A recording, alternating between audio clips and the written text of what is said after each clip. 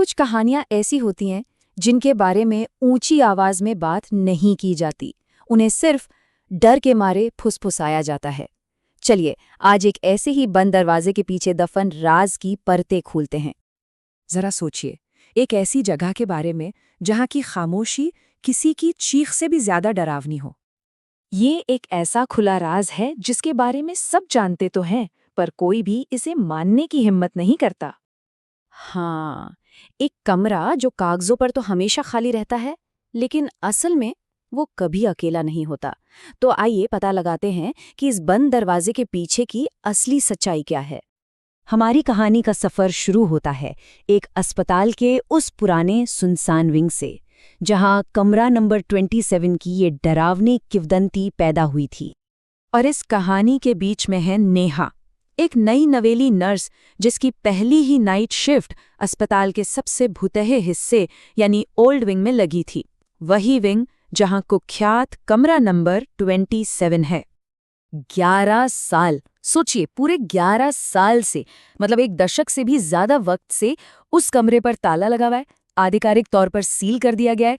कोई अंदर नहीं जाता, कोई बाहर नहीं आता।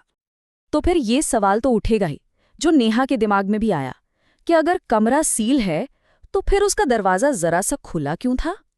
बस यही एक सवाल उसकी जिंदगी का सबसे बड़ा सवाल बन गया। और अब हम नेहा के उस एक फैसले को देखेंगे जिसने आने वाली हर चीज को हमेशा के लिए बदल दिया। थोड़ी हिम्मत जुटाकर नेहा ने दरवाजे को धक्का दिया।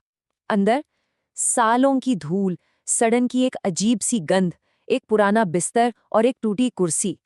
कमरा पूरी तरह से खाली था। एक पल के लिए तो उसे लगा कि शायद उसका डर बस वहम था।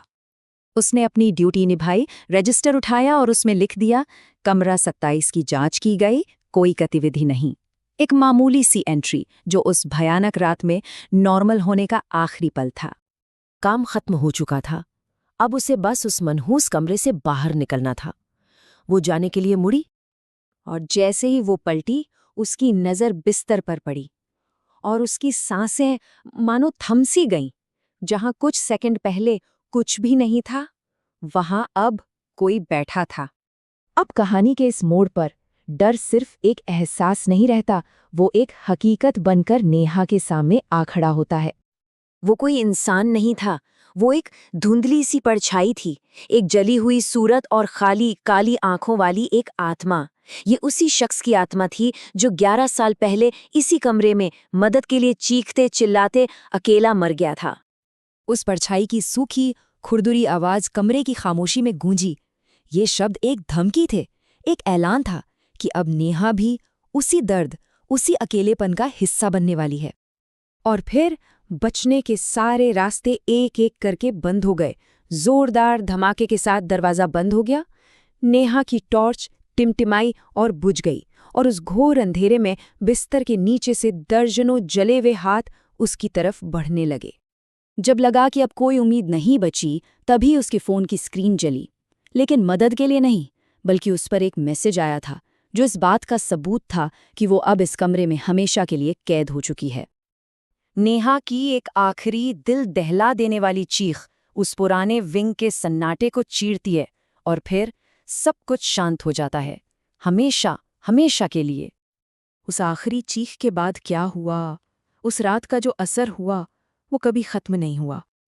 जहां पिछली रात एक भयानक चीख गूंजी थी, वहीं अगली सुबह एक अजीब गहरा सन्नाटा पसरा था। ऐसा सन्नाटा जैसे मानो वहां कभी कुछ हुआ ही न हो।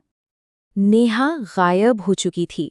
उसके वहां होने का कोई नामो निशान नहीं था, सिवाय खिड़की के शीशे पर बने कुछ धुंधले से निशानों के और उस कुर्सी पर रखे एक खुले रजिस्टर के।